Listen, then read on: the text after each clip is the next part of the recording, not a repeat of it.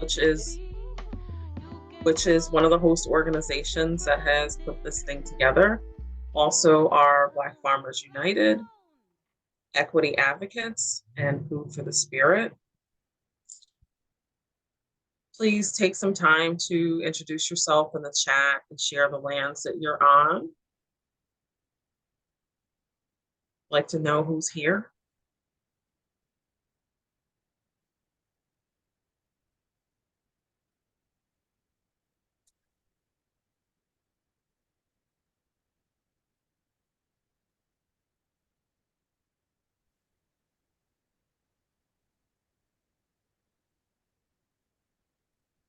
Hopefully everyone can access the chat.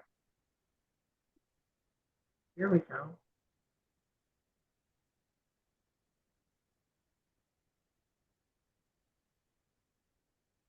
Welcome, Goddess Builder, Pamela James. Hey.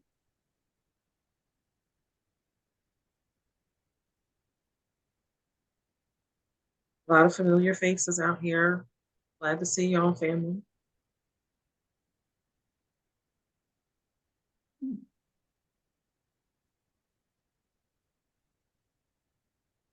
Welcome, everybody. So good to see everybody here today. So many beautiful faces, so many familiar faces, some new faces. Whenever we are ready, we can share the screen.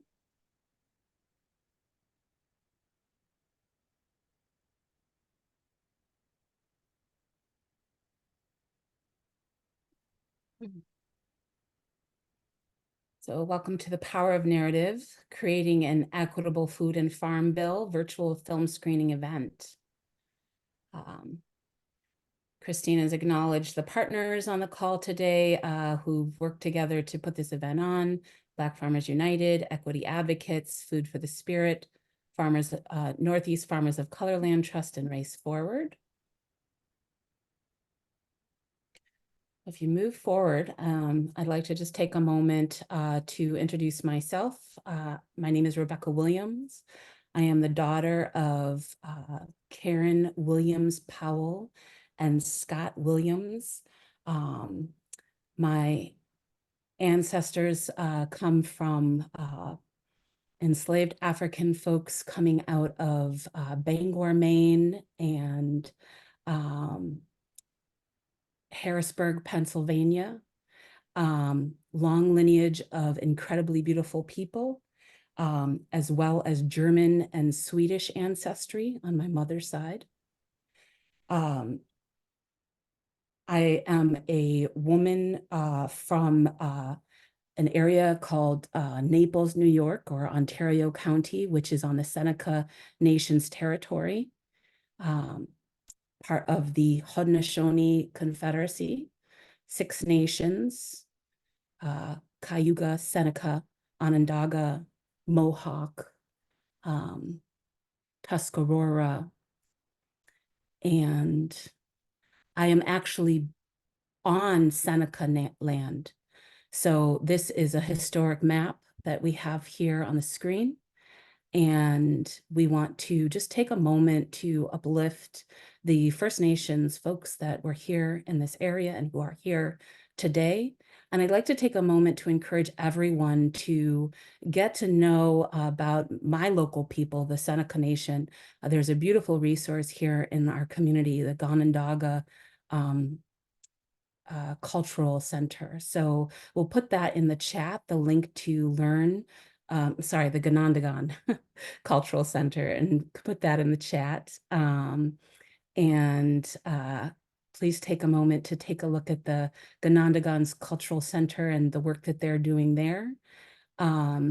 They also have a white corn project, which is very relevant to our subject matter today. So Aishima and Joanna can put those two things in the chat. Thanks so much. And please get to know your local folks and continue to put your own, the territories that you're on, your name, where you hail from, your people. So, and I'd just like to take a moment to give gratitude and thanks to the lessons that the the local Haudenosaunee, the Seneca people offer us in terms of right relationship to land, being of good mind. So learn more, learn the story, their stories, beautiful, beautiful stories. So just wanted to give thanks and acknowledgement before we move on. I'd also like to acknowledge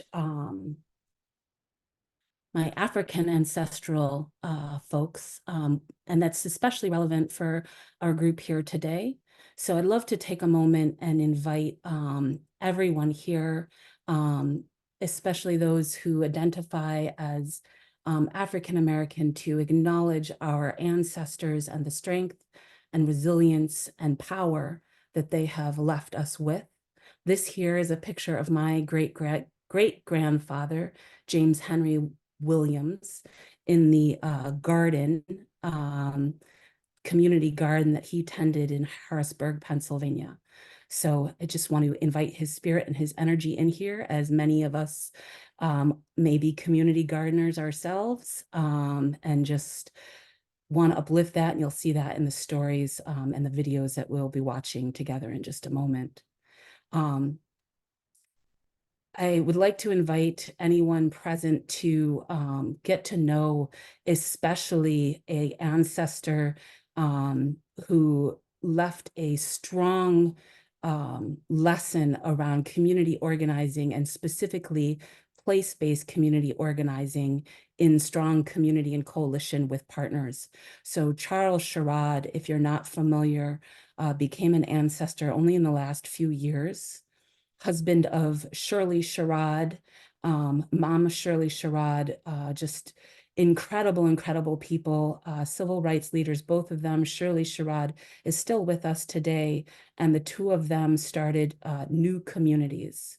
So if you take a moment to get to know them, Reverend Shirley Sherrod and Mama Shirley Sherrod lived in Albany, Georgia, and Mr. Sherrod was among the first Black leaders to kind of really embrace the importance of planting himself in his community, into a new community that he had moved into from Virginia to Albany, Georgia, and planting himself there and really building deep relationships and community with the people there.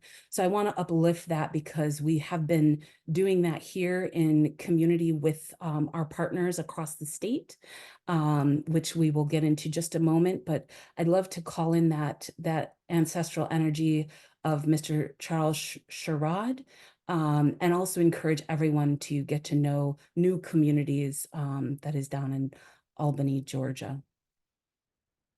Thank you. I'm going to take a moment to just acknowledge the interpreters that we have in the room with us. So this event is being interpreted by two individuals. So thank you to making this accessible for more people. And for those of you who are maybe unfamiliar with ASL, we will be spotlighting the interpreters throughout the course of the event for those folks who can use that interpretation. And that will also be part of the recording.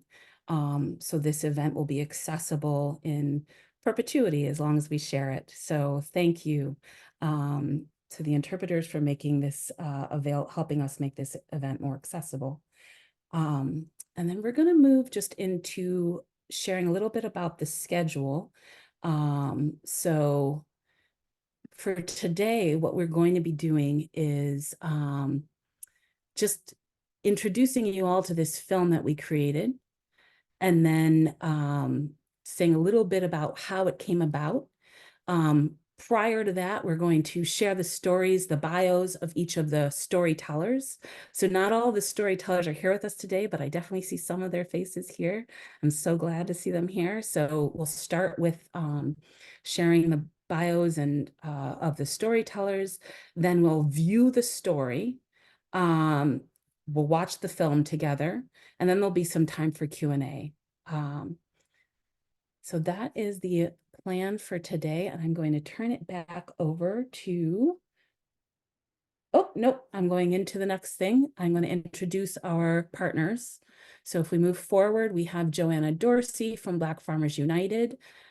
She'll be supporting in the chat. We have, and we can just scroll through, Aishima Harris Odrago, who is the policy manager with Equity Advocates, also supporting in the chat today. Myself, co-founding director of Food for the Spirit. We have Christine Hutchinson, Black Land Stewardship Cultivation Co-Director at Northeast Farmers of Color Land Trust. And we have Issa Jamira may be joining us a little late. She got stuck on a plane. So she is in flight right now. But she is our phenomenal filmmaker.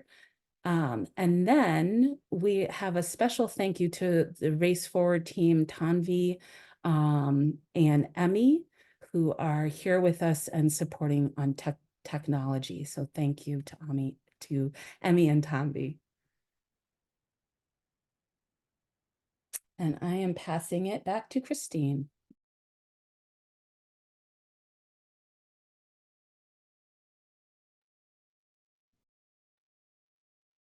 Thank you, Becca. Your voice is smooth like butter.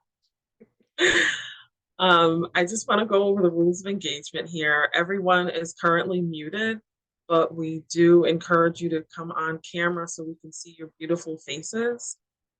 Do use the chat to share your questions and kudos and comments while during the film or at any point. The chat is open.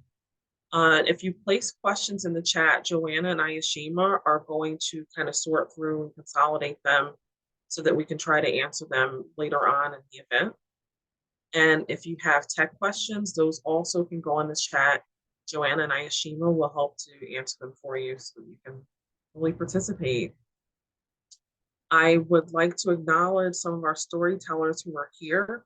And if I miss someone who is one of our storytellers, please, I don't know, shout at me that you're here. So I know Madlock is in the room, Charles Madlock, Adama Grace. Oh, there they go. So it's Charles Madlock on the right at the top, Adama Grace kind of in the center in red, Bree Hassan on the bottom left, and Miss Pamela James on the bottom right are all in the room. If I missed anyone, I am sorely sorry. I'll give a little shout out also to Colby Jenkins, who was part of the training, but did not quite let us catch her on film. So Charles Madlock is a farmer and an activist and a very engaging speaker out of Syracuse, New York. You'll get a taste of him very soon. Chantel Kemp is also featured, but is not present. Chantel is an AmeriCorps alumnus. She's been instrumental in establishing,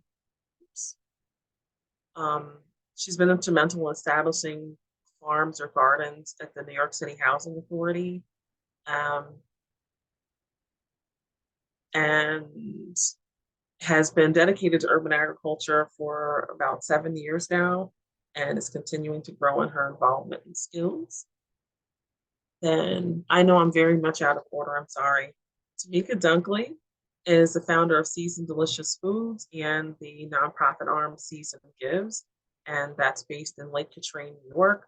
Tamika works every day to support entrepreneurs. Oh, yes, I'll say that too. To support entrepreneurs in her area, which is also my area. We're almost neighbors. Unfortunately, she's not present with us today.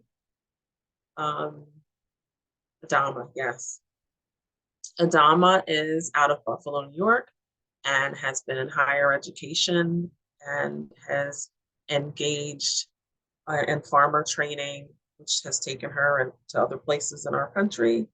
And you'll get to see her soon as well. Bree Hassan is one of the Buffalo Food Equity Network members. Thank you.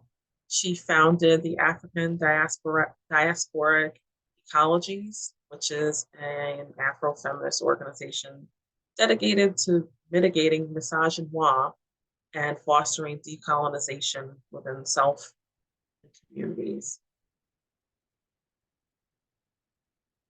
And Pamela James, she is our elder, a farm owner, an anthropology professor, and a veteran. And you'll get to see all these folks very soon. And I definitely have to uplift Monty, who also participated in training and somehow eluded capture on video. I don't know how you got away with that, Monty.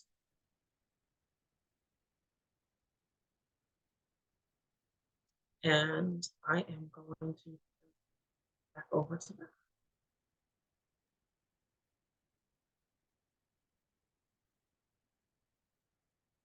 So what you all can see, I can see the film overview up on the screen. So thanks to Emmy for sharing. And trying to toggle between seeing everybody's faces and seeing what's being shared.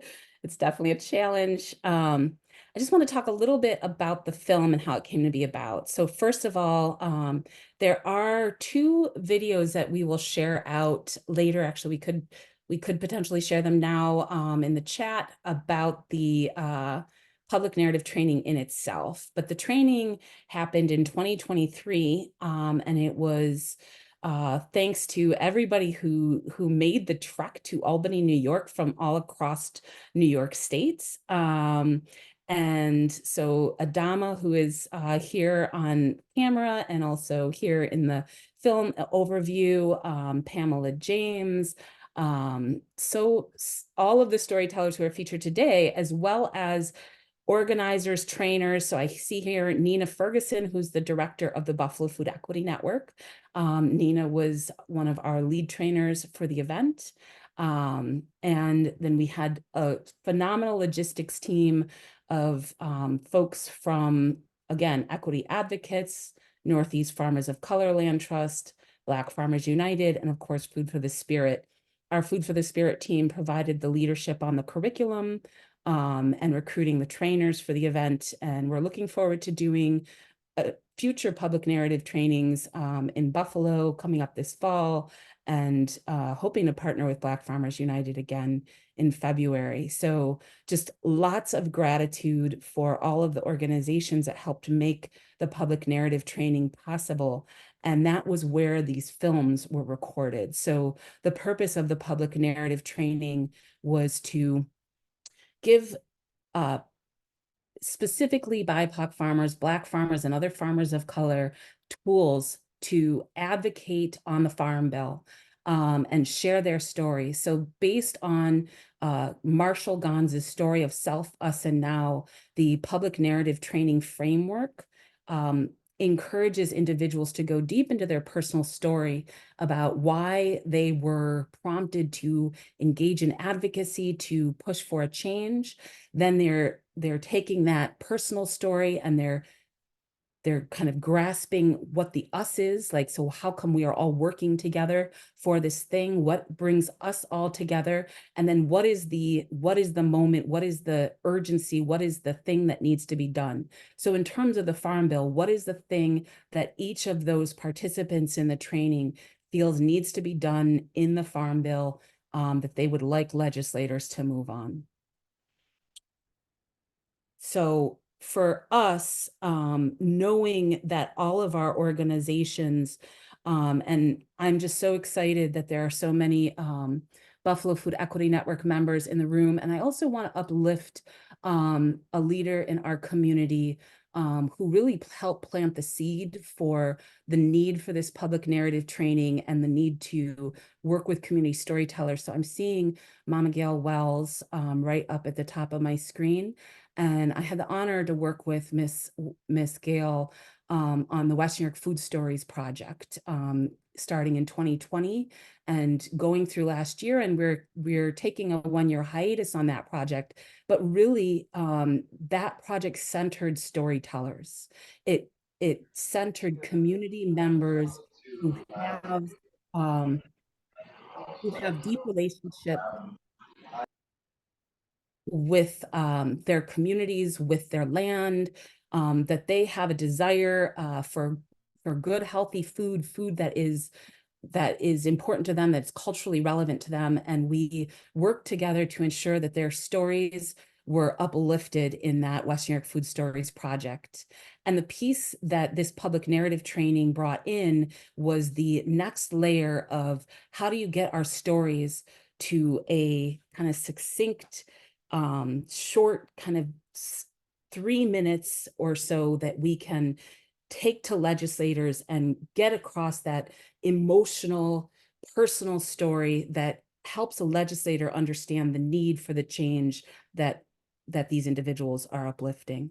So that is what the training is about. And with that, I am also going to just say a quick moment that it was really the vision of Christine Hutchinson to bring in this video component.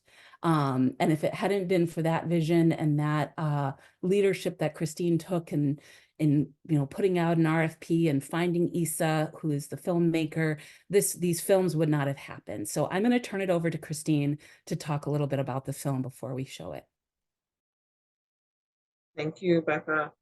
I would definitely say that the way the seed was planted by Gail Wells is the way that the seed was planted by Becca in my mind.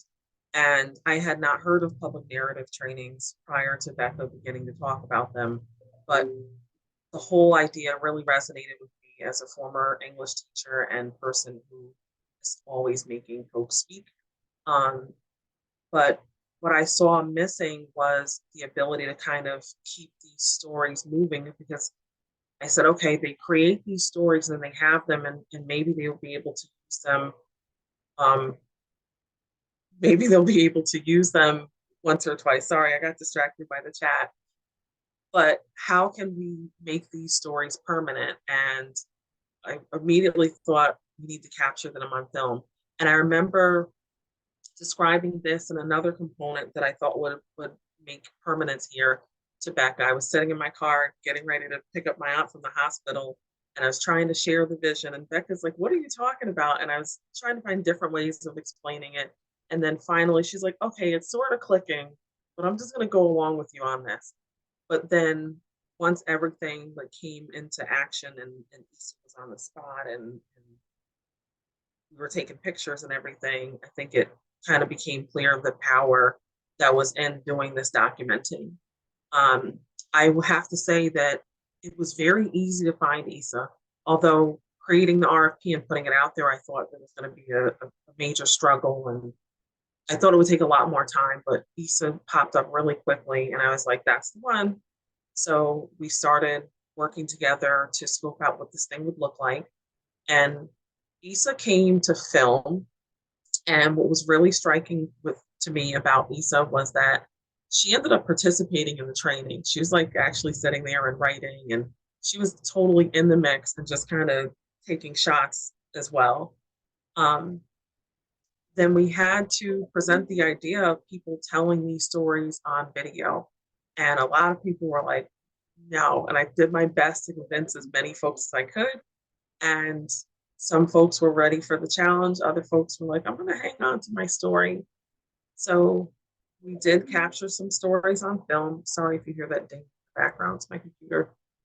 And then we went into edit mode and trying to figure out how to get these stories to the right length, how to dress them in the video. You'll see that each of these stories looks a little different. And inspiration came from the film that we had, from the pieces of the story that were being told, some from knowing a little bit about the person. And we were able to create a different approach for a lot of videos, which I'm really proud of. Um, so I'm happy to finally be sharing them with our family, extended family. So let's watch our film.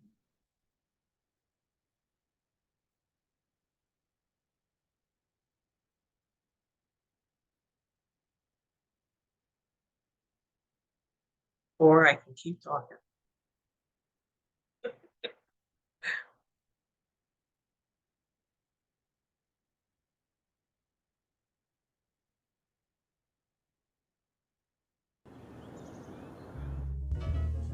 My name is Charles Matlock, I could do anything that I wanted to do, so I decided to become a farmer. I applied for a BIPOC beginner farmer training program. When I was talking to a farmer in Syracuse who runs the CSA program, she told me that people were telling her that the price of her boxes were already too high, but she needed to raise the prices of her boxes just to break even. What she also told me was that people in Syracuse just can't afford food. And with me looking into the business of farming and seeing how many black farmers existed, I decided black farmers needed my help. If you can manage to get the money for the land, if you can manage to get the money for the equipment, and even if you have a perfect growth season, farmers still literally have no place to sell their food. So with farmers struggling to break even and people not being able to afford food, that dynamic isn't maintainable. So I've been advocating for the government to subsidize CSA shares on a local level, on a state level, and a federal level.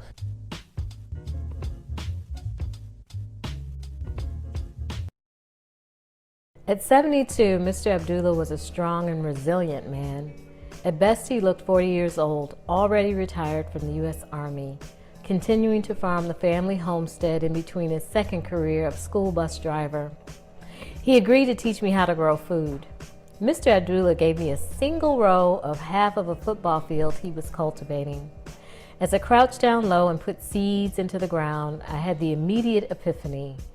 Airline pilots and farmers were the closest people to God, because after planting the seed, the rest was left to the Creator. I decided that I wanted to make my living growing food and knew it was important to learn about growing food for a living in ways that were culturally relevant to me. So I moved to Atlanta, Georgia to attend Truly Living Well's Beginning Rancher and Urban Farmer Training Program. It is one of the best decisions I ever made. The stipends were minuscule, and we worked hard to complete the program. But we learned how to grow crops, tend the land, and nurture our community. We care deeply for our communities and for the ability to feed ourselves. We are the reason these programs were created, and here we stand in the flesh. For my contemporaries, we need land now, not as sharecroppers, but as owners. There are centuries of documented land theft via lynchings and systematically racist practices that have done great harm to black farmers. Your support of the Beginning Rancher and Urban Farming Program is but one of the ways we need this country to continue to repair that harm. My name is Bree Hassan, and I am a health and wellness advocate. My relationship to food has always been a deep one. I was born with a hungry spirit. Perhaps I died from famine in a past life. In the middle of the night, once I was old enough to crawl by myself, my mom searched all over the house looking for me. And I was in the kitchen in the pitch black with my arm down the cereal box, smacking. This became a common thing throughout my childhood, me escaping into a quiet place to eat food. My grandfather suffered from diabetes, a common life-threatening food-related disease. Growing up as a child, I consistently suffered from severe gut problems and IBS. But I was totally disconnected from any possible reason within my own control, like practicing healthier food rituals. By 29, I was diagnosed with ulcerative colitis. It causes inflammation, and celiac disease, which is a lot. It's an immune reaction to eating gluten, basically, which is found in most foods. The need to be nourished brought me to a Buffalo Food Equity Network luncheon. My mom invited me, and there was a lot of good food and familiar, warm faces. And since then, I've been to multiple trainings, meetings, conferences, and fellowships. I became a part of Food for the Spirit, a part of the Buffalo Food Equity Network, and that opened my mind to the structural issues around the overall lack of health and nutrition in my community. And it opened my heart to the validity of my own experiences and the power of advocacy, the power of taking ownership of our own local food systems within our own community, like growing your own food, and the impact that sharing your stories can have as a frontline community member. My community deserves access to good health and to nutritious food options in communities across the nation suffering from food apartheid. What is apartheid? We hear that word a lot in relation to food today.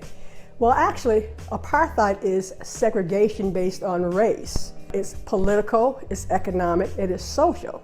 However, it's nothing new in the Americas or in the United States of America. My family came from the Gullah Geechee territory, Florida, Georgia, and in most of that southern area. They had their own land. Based on the stories that my family have told me, they never had to process no processed food. Everything was made by scratch. They were not sick as Black people are today. However, because of the Great Migration, which came about because of the reign of terror on Black people, we had the lynchings, the rapings, Ku Klux Klan, and other white supremacists, sort of like rim Black people out of the South, where they migrated north. Here, they didn't have the land, and because of that, they could not farm the way they did. A lot of Black people became sick with diseases such as high blood pressure, stroke, cancer, and such as the like. As we know, when one group in society suffer, we all suffer. It's just like a pandemic. It spreads. If children are hungry, all the children are hungry, right? If one family needs food, everybody needs food. Come back in 3 months is what they told me when I was 17 years old, and I reached out for help from multiple governmental agencies, multiple nonprofits. Despite being more than qualified on paper, I was too young to receive any type of services. They shut doors at 2 o'clock in the afternoon, and even though the single mom is working 2-3 jobs and doesn't get off, but for an hour or two between the hours of 9 and 11 p.m., they're not available. They can't speak the language, but they look good on paper. And so when I found myself walking through the aisles of the grocery store with my child and a piece of fruit and that 35-cent ramen noodle, I decided that I was going to shift my paradigm and my narrative.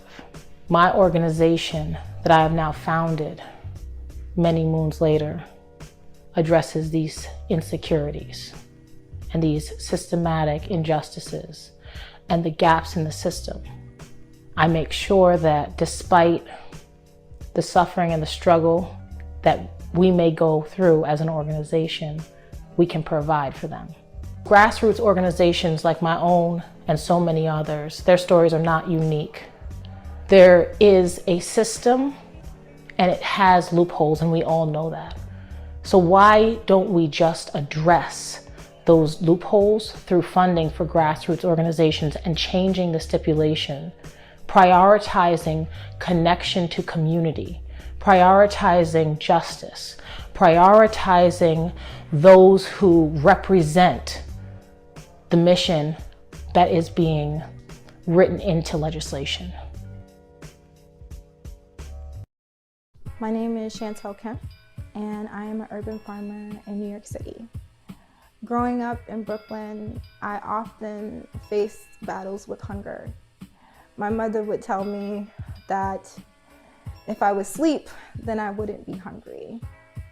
I grew up in the greatest city in the world, and yet I had to navigate a broken and unjust food system. A system that is scary, debilitating, humbling, and shameful. For some, it's a struggle just to get to the nearest market.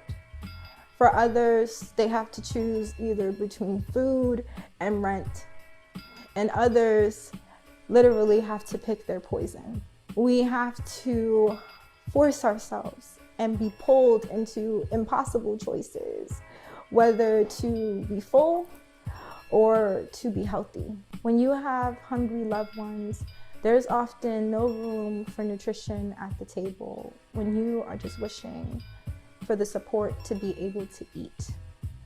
And then there are those of us who are disrupting harmful food systems and granting wishes for full bellies, taking up space, growing on land, using buckets and rakes and honestly whatever we can find to grow food. This food system can be transformed to provide greater support for families to access fresh, nutritional, and culturally relevant foods. A transformed food system that brings urban growers and farmers to the table to provide equitable solutions for real New York City residents. A transformed food system that doesn't force people to have to pick their poison.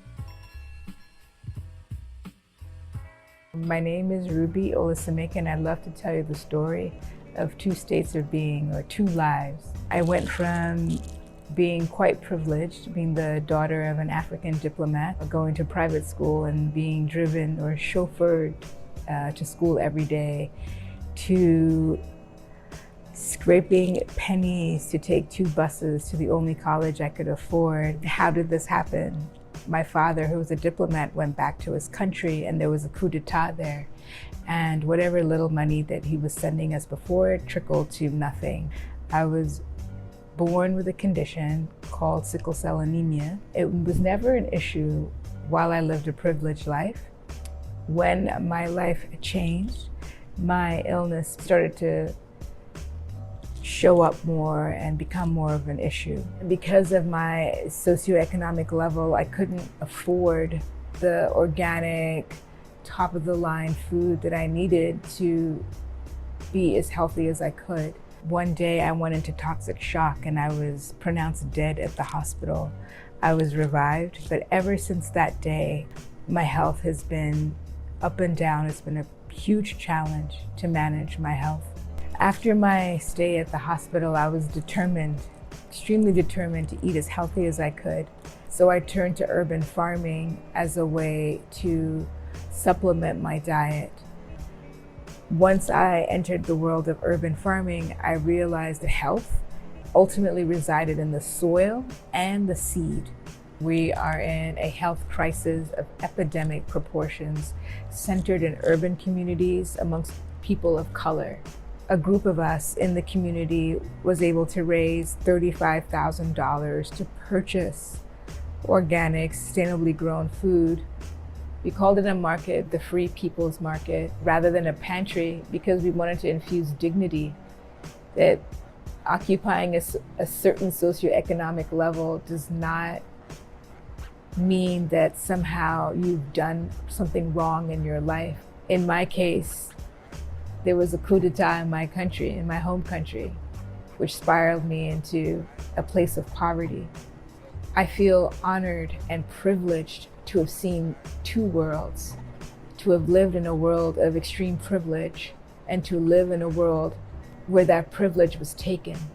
It's really difficult when you're in a place of privilege to know or feel the suffering of others. Living in both worlds has allowed me to see 2 sides of America.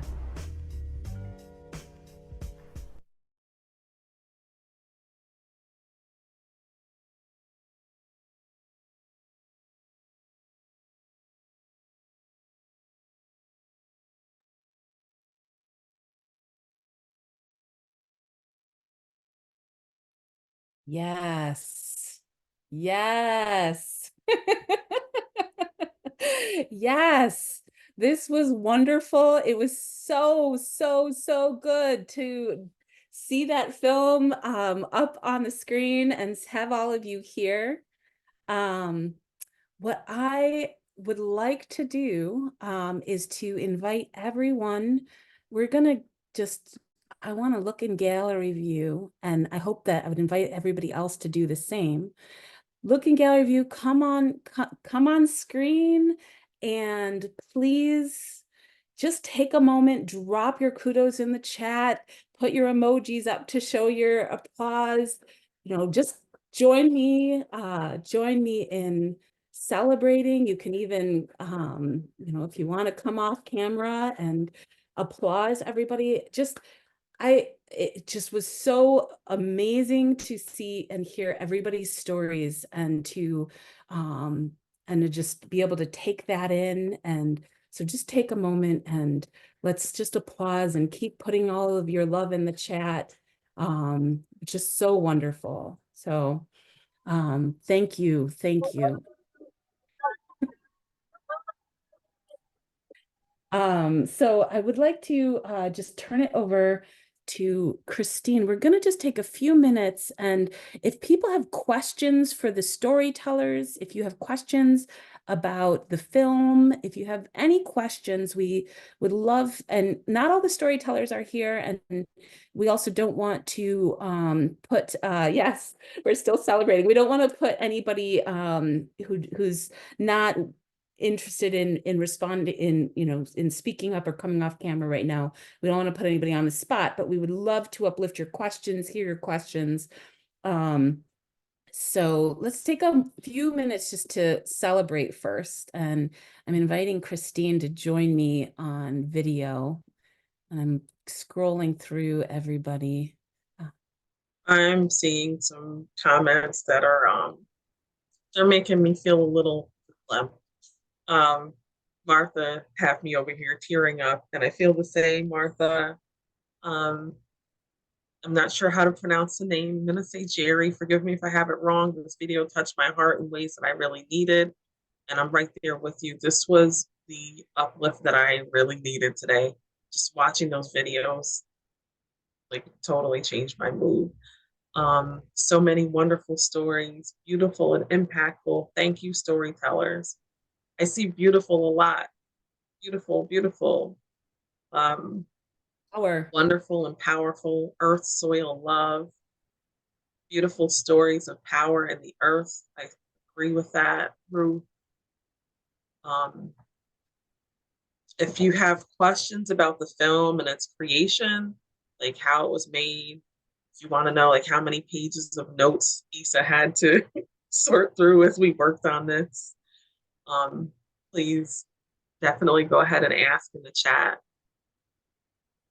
And Question. Joanna and Ayashima are collecting those. Rebecca? Yeah, questions about anything, exactly. Sorry about that. Oh, I see a good one that I look forward to answering. Stories and storytellers can change the world, says Gail Wells. Yes. Sure. Truth ringing in my ears. Thank you for documenting these beautiful, nuanced, real stories. Yanni Wu, yes. Pam James says, thank you for the opportunity to share my story.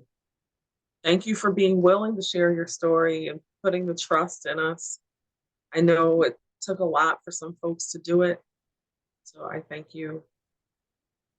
You have questions about the training or the experience of like what that was like to put that together. You can also ask us questions about our Farm Bill campaign. So if we have some policy, I'll say policy nerds. I love nerds. So policy nerds in the room, if you want to ask us questions about our campaign, Ayashima and Joanna, who are womaning the chat, are both leaders in terms of our statewide Farm Bill campaign. So you can also put those questions in the chat. And I also see Leah Eden here of Equity Advocates, who's also been, of course, part of that statewide Farm Bill coalition. So, and then also just if there's any kind of comments that folks want to make in terms of your hopes for the Farm Bill also. I want to acknowledge Larissa. Hopefully she's still out there. She helped with this training and sat through a couple of meetings with me in selecting the art. And thank you, Larissa.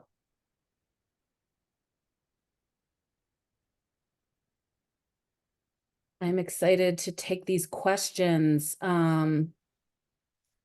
And I want to acknowledge Adama wanting to lift up Nina Ferguson, who's here with us today again, and Sherman Webb Middlebrook, who led the training. And yes, it took a lot of energy to draw those stories out. So yeah, I remember, I mean, I was just supporting on logistics for the training. So witnessing Nina and Sherman working with folks individually on those stories. There's great questions. So there was a question that was captured, first question that was captured. I'd love to answer that because it was really exciting. So the question is that I like the graphics and animations. I felt the stories come to life and be played out for the audience. How did y'all decide to include the drawing and artist pieces? So there were a number of factors that went into the animation, but I'll add that Issa hand drew all of the animations pretty incredibly. The first animation that we came up with was for Breeze, and there were just pieces of that I was like, the words can't even capture this all the way. We need images. And one statement that Bree made was, perhaps I died of a famine in a past life, which just like totally shook me. And then she played out this story of getting into the cereal box in the middle of the night. And I was like, we need a cereal box. And he's just like, I can draw a cereal box. And so we talked about different treatments for it, whether it would be like realistic, it would be a photo. And she came up with a super minimalist idea of just doing a black screen and a white sketch. And it came out so dope that she extended that animation beyond just the cereal box.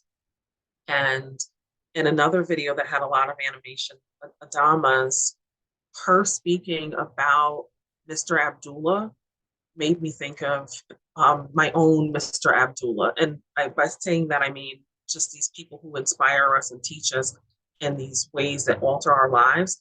And I was like, what does Mr. Abdullah look like? My Mr. Abdullah might look like this, and yours might look like that one. Can we put a Mr. Abdullah there and make it so that he's everybody's Mr. Abdullah? And we really got into this crazy mind frame of wanting to like broaden Adama's story because it felt so very familiar to us. We wanted to make it everybody's story. So that's where the ideas for the animation came from. I'm going to jump in. There's a couple of questions here about the training.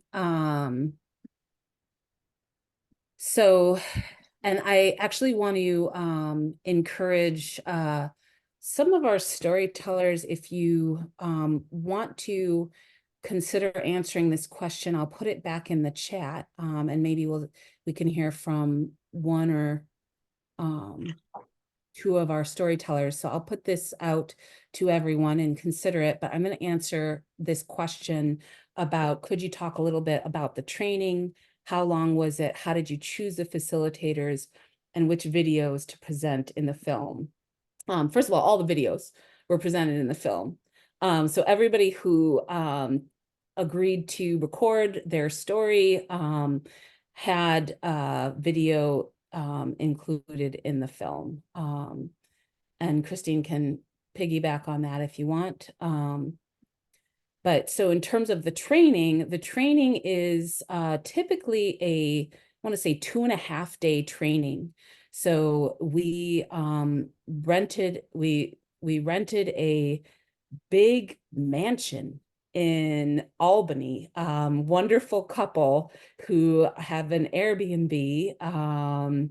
They were both people of color, and we were so happy to support their space and their business. And they had a young family that they came to bring in and meet us. And it was a very personal type of experience. So some of us stayed upstairs from there. Other people were put in a hotel just down the block, and we coordinated rides. And so the training in itself, the logistics aspect of it was a thing. So 2 days, 2.5 days, and the facilitators, this training that I mentioned, Marshall Gahn's The Story of Self-Us and Now the Public Narrative, the Leading Change Network, which has an organizers training, has been leading this training for years. And it's open source material. There's other organizations that also lead it. But for us at Food for the Spirit, our focus, of course, is on food systems, food actors, BIPOC farmers, Black farmers, and other farmers and food actors of color. So how do we give these tools that other activists and other organizers have known for a long time to food actors, food activists, folks who are trying to influence the Farm Bill? So that was the framing for us. And and then we picked our facilitators because there are people in Buffalo who have been through this training. I myself was trained by Marshall Gons back in I think it was 2015. Sherman Webb had gone through Open Buffalo's Emerging Leaders program, where they do the Story of Self, Us, and Now framework. So, and then we have been taking the curriculum in Food for the Spirit and doing a deep dive and making it, bringing in different Afro-Indigenous elements. So that is how we do our training. So I put the question in the chat about talking a little bit about how these narratives were crafted. Were there prompts, free writing? And I see Nina's off on camera, and I also see Adama on camera.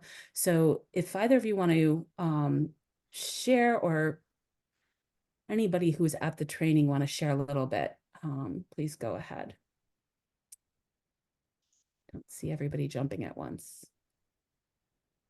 Colby still here? Monty had to step away. So that's right. I'm not putting Nina on the spot. That's right. So if Adama wants to answer, she can. Just I'll jump in a little bit. Just that these narratives, they were crafted.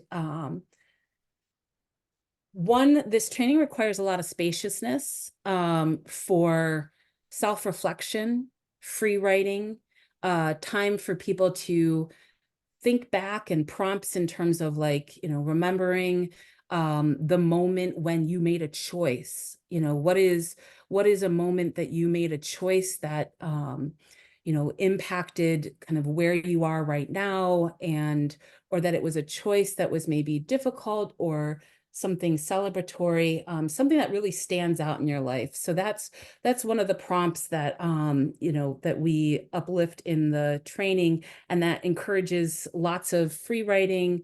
And a facilitator will take that in. That's right, Nina. I'm so sorry. I forgot. She just put that in the chat. She had mentioned that to me beforehand. So yeah, so Sis Colby has her hand up.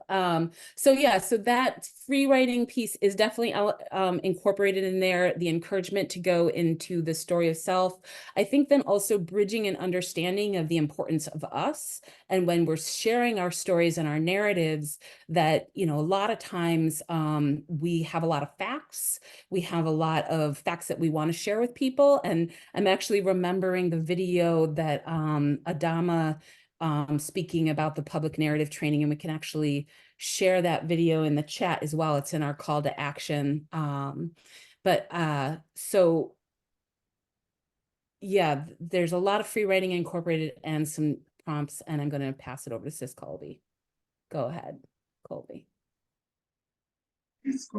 Good afternoon, everyone. I had a lot of sketchy Wi-Fi where I'm at the doctor's office, so I apologize.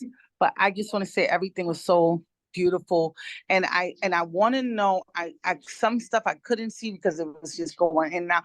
But I want to know: is this something that's going to be on YouTube? Is this something that I could share with some elected officials? Like, this needs to be. This is like prime time. I was like, wait a minute. I mean, it was beautiful, and it was beautiful seeing each other, right? Like seeing each other, because a lot of the people that was in it, I actually got an opportunity to meet you all, right? And it was just really beautiful. And I think that this part of the storytelling also captures what we are actually advocating for and doing out and about, and it needs to get in the hands of people. So is this going to be on YouTube? Are we going to be able to make this go viral? What can we do? Can I share it? What can we do to get this out there? Yes. Please put the call to action document in the chat before too many folks leave us. And we will also share out the call to action document afterwards. Right at the top of the call to action document, you will see the link to each individual person's story. So Pamela, James, Adama, Bree, everyone here will have the link to their own story, as well as the culmination to the entire thing. So I just don't want you to jump before I get back to Sister Colby. Sorry. There was a question in the chat that I thought Sister Colby was going to answer, so I'm going to ask you to do that. Can you talk a little bit about the training? Like, were you responding to prompts? What was your experience like in the training?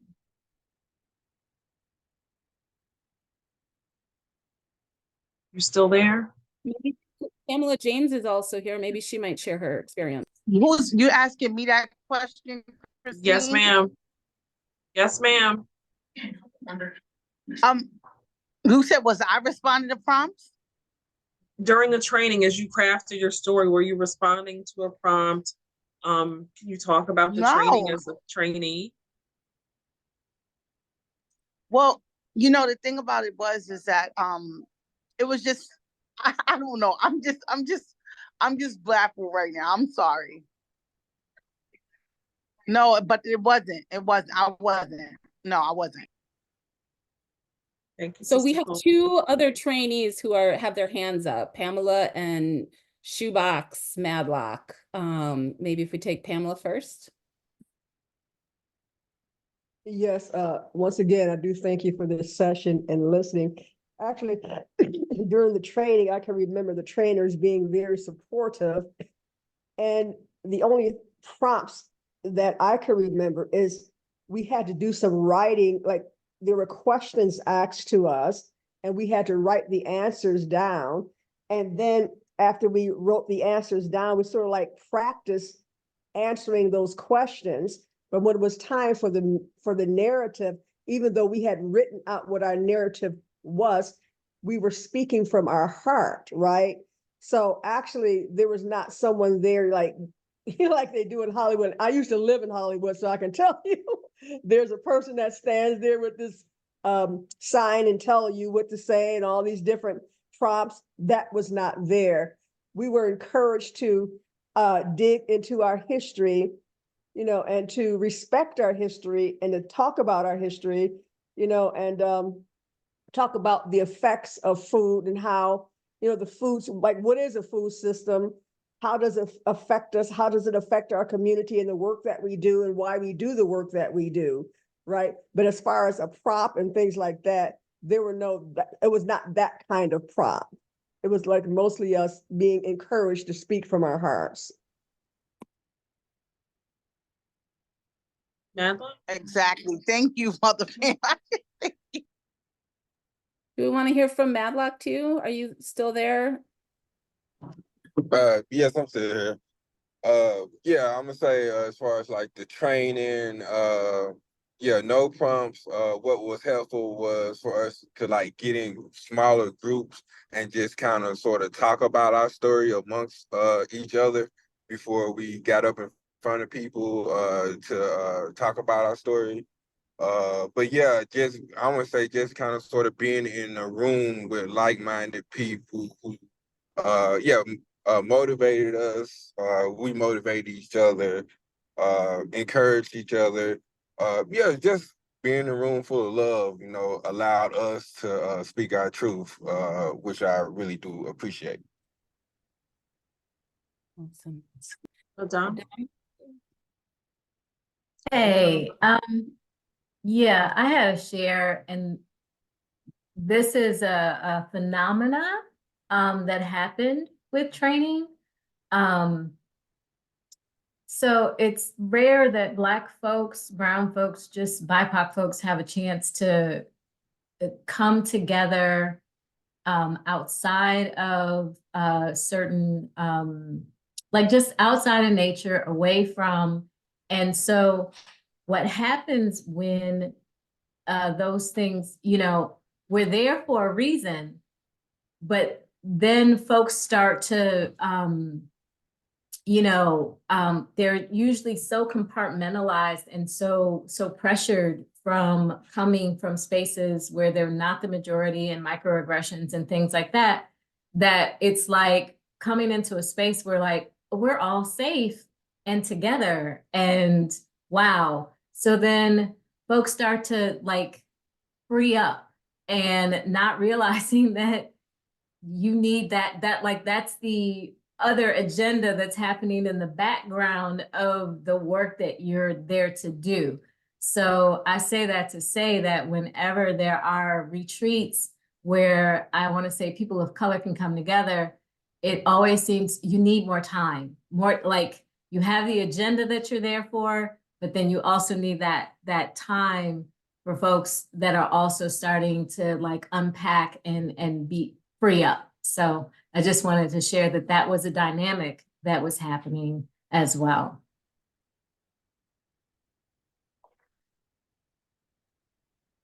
Thank you so much for speaking up, Adama, and Madlock and Pamela and Colby. Appreciate hearing from all of you.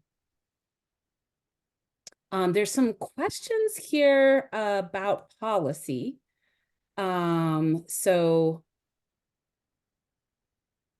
what would we like to, inspiration to keep doing the work and serving our people, celebrating all of you. What would we like to add to the Farm Bill? So first of all, we're going to drop in the chat the link to our platform, and then also the link to the, I think we can send the Equity Advocates New York State Farm Bill campaign website. Some clear things that our coalition has uplifted: Justice for Black Farmers Act of 2021, Lift the Bar Act of 2022, Urban Agriculture and Community Food Security Act, Fresh Produce Procurement Reform Act of 2021. So these are just some high level, I'm just for those policy folks out there, and we can drop each of those in the chat too. And then in terms of this question, there's another question here about whether we were able to get legislators to view this and listen to our Farm Bill proposals. We are hoping that all of you will help us get the word out to legislators. So please help us by sharing these videos and use the videos to uplift these stories, as well as to uplift our collective statewide campaign. And then, you know, this is a bill that happens every 5 years, but actually it was actually extended. It was supposed to have been passed the end of 2023. So this is a federal bill that comes up every 5 years, and there is still opportunity to influence federal legislators on this bill. So people are expecting that the Senate and Congress are going to be revisiting the bill in May. So some of our partners at Young Farmers Coalition, I see NOFA New York and Katie Belden here. So some of our partners who are kind of taking the lead on, you know, keeping us in touch with legislators, Equity Advocates, of course, and Black Farmers United. So just calling out some of our partners in the room, but we will definitely be picking up the speed on getting our legislators to view these stories as we get near to that time and they're going to be making decisions. But anything that you all can do to help us get the word out, please check out the call to action document. There's a lot of ideas in there. There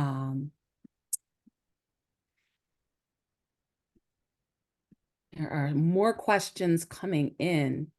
How do we share the video? I'm going to take a minute and just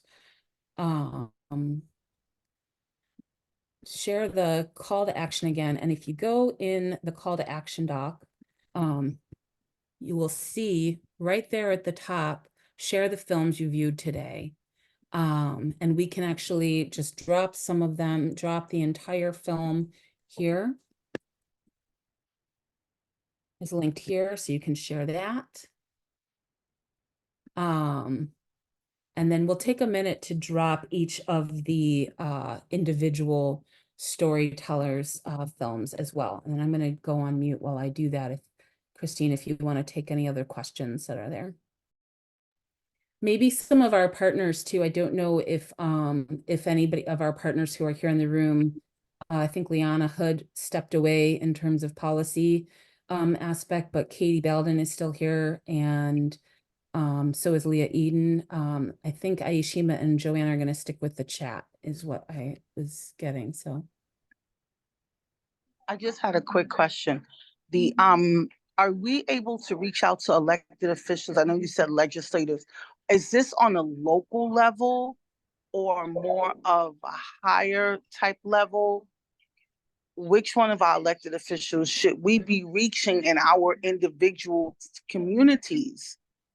Because like we got to strike while the iron is hot. This is like really good. I cannot wait to share this on my social media. I want to share it on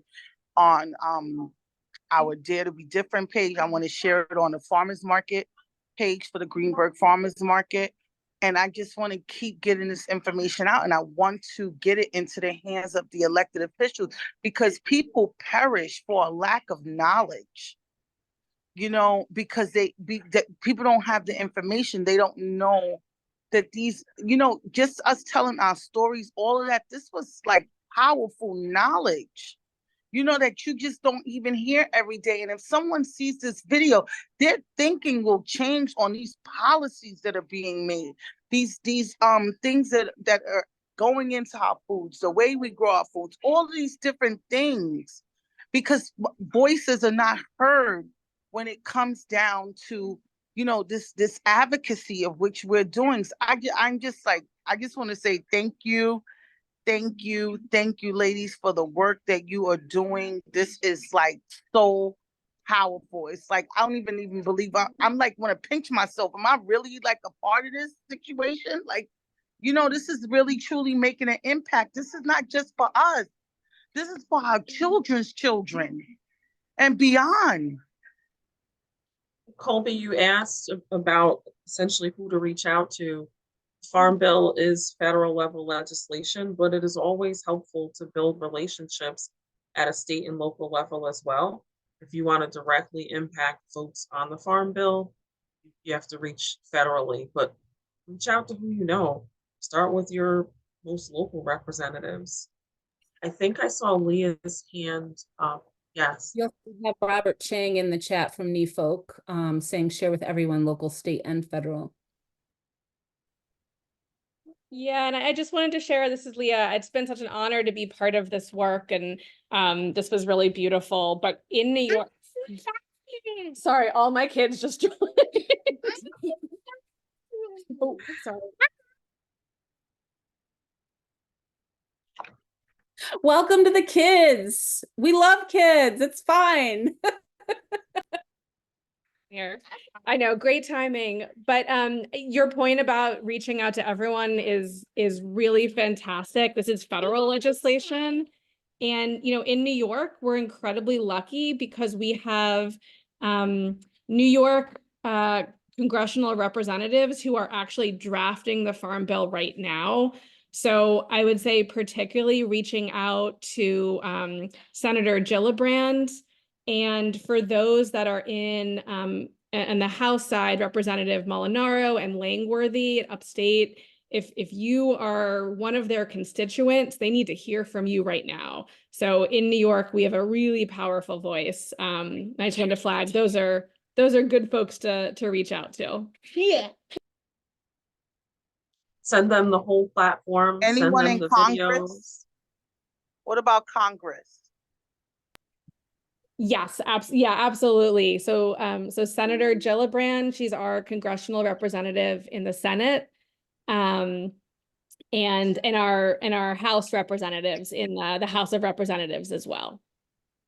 Okay, I'm gonna reach out to Mike Lawler, Jamal Bowman, and I'll reach out to Gillibrand's office as well.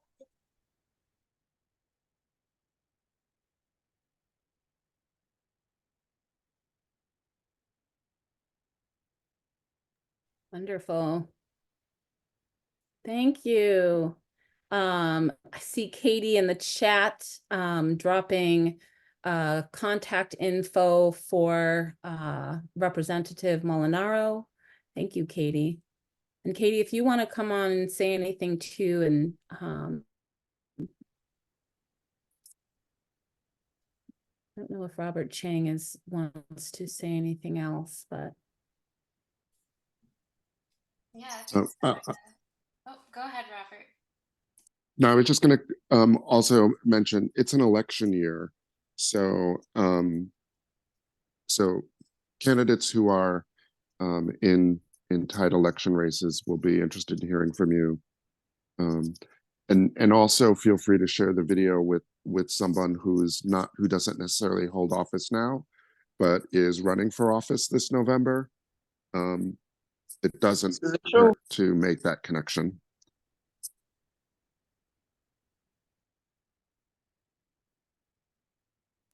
Yeah, I don't have much to add. Thank you so much for inviting me to join this. This has been really powerful and inspiring. Yeah, just want to uplift what everyone else has said, that, you know, reaching out to your local, state, and federal reps is always a great idea. I put the contact information for the 3 folks that Leah mentioned that are in Congress and working on drafting right now in the chat. So definitely use their contact forms. If you have other email addresses for them, use those as well. It can't hurt for them to hear from us often and from everyone on here. So definitely reach out whenever you can.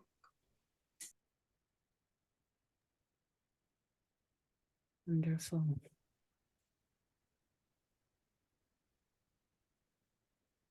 I think we maybe got. We uplifted. There's a comment in the chat, Becca, from Jerry, at the risk of mispronouncing your name again, and sorry again. I saw that some elected officials are doing coffee with your officials. I encourage people to show up and let them know to support. So if anybody's doing coffee, town halls, come and meet your people. Oh,